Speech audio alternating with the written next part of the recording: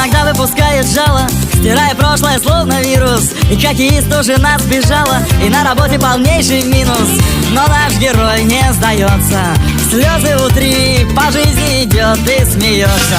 Вот он, смотри, он самый счастливый из нас, избранный небесами. Он вам не старый баркас, а фрегат с парусами. И в чем же причина тогда? Две обычные строчки ждут его дома всегда, его папины точки.